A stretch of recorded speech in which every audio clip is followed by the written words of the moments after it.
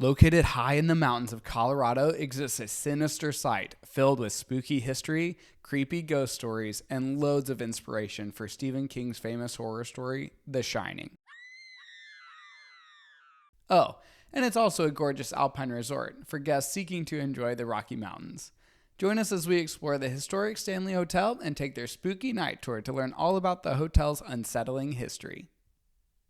Welcome to the Stanley Hotel. I'm so excited to be here because we love the movie The Shining. We watched it a couple of years ago with our friends for the first time, and it is such a classic horror movie. It's just fun to be at the site where all of the creepiness takes place. So we're gonna go and tour the property and do a Shining specific tour to make the most of our time at the Stanley Hotel. Or as Phil keeps calling it, the Shining Hotel.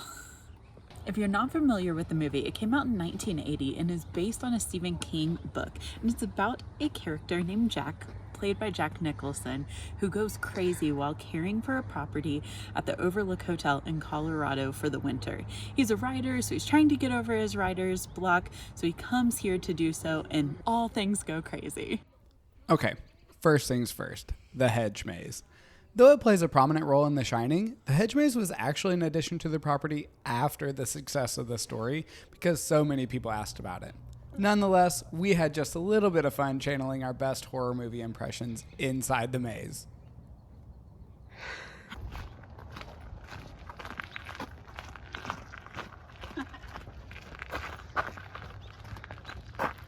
Made it through the hedge maze. We made it. No murders, nothing like that. We didn't pass a frozen No Jack hatchets. Nicholson. Yeah, honestly. We thought we made it. We didn't make it. This way? So we learned that actually Stephen King does not like the movie. We didn't know this. So the miniseries on TV was actually filmed at the Stanley, which was Stephen King's preferred. So he was inspired by this hotel to create the entire story of The Shining because there's so much like haunting and spiritual manifestations here in the building and on the property.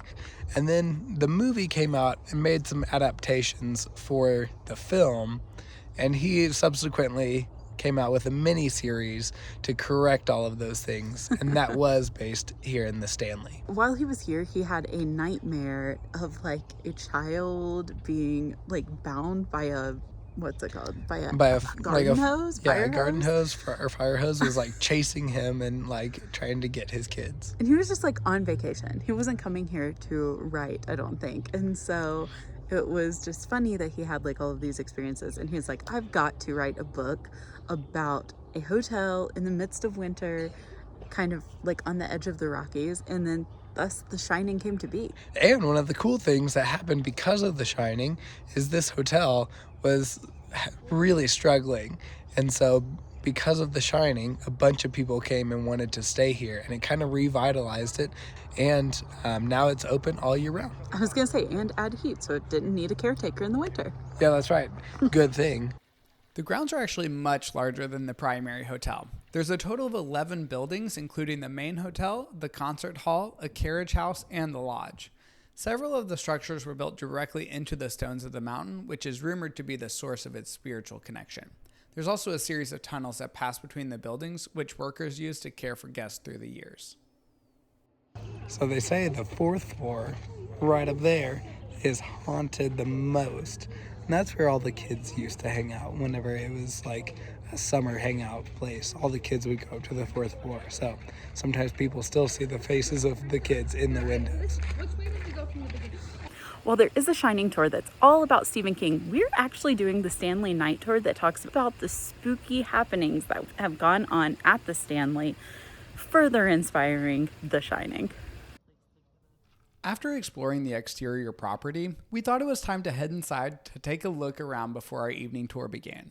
The hotel was built in 1909 after inventor Freeland Oscar Stanley, the Stanley steam car guy, headed into the Rocky Mountains in search for a cure for his tuberculosis.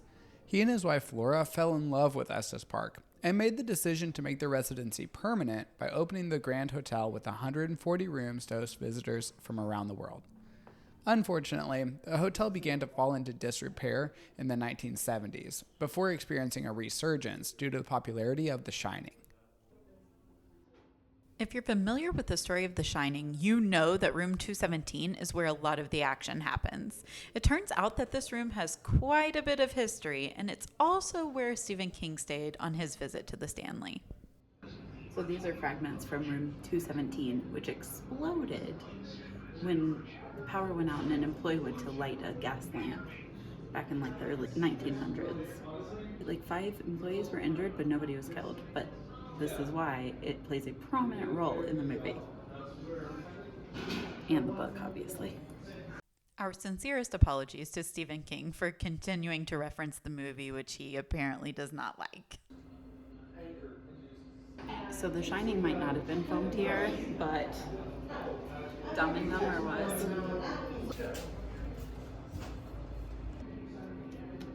Official. While filming is not permitted on the official Stanley tours, they do encourage visitors to take tons of photos of their experience to see if any spooky apparitions appear. No such luck for us, but we did have a great time on the tour, learning more about the history of the hotel, as well as hearing ghastly stories of creepy encounters throughout its history, and even having the opportunity to venture into the spooky cellar. If you visit the Stanley Hotel, make sure to head into the basement to sign up for a tour to make the most of your time on this unique property.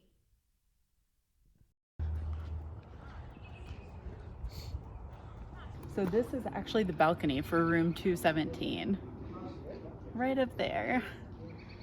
Despite its creepy history, the Stanley Hotel is a gorgeous property. Maybe one day these budget travelers will return for a night spent in one of its luxurious rooms. Who knows what we'll find? Is it ghost communicating? That was me. If Lucy is communicating to us.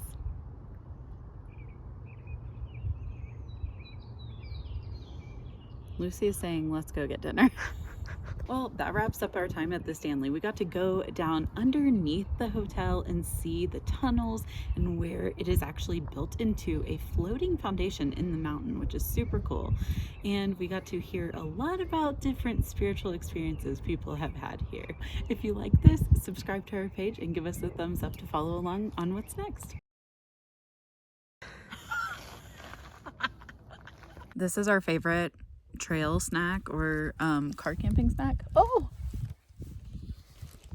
hi, you're so cute. Hi, buddy. Oh gosh. Oh, it really wants this avocado. We're hunkering. The thing has a gigantic beak. I know that would hurt. Coming for our food. Oh shit. Every time they swoop down at us, I get scared. What just happened? I think we were attacked by birds. Yep. I thought it was going to land on my backpack.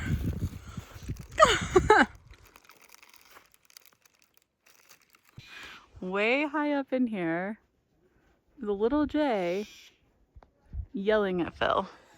He's very upset with me that we put the rest of our lunch in the backpack.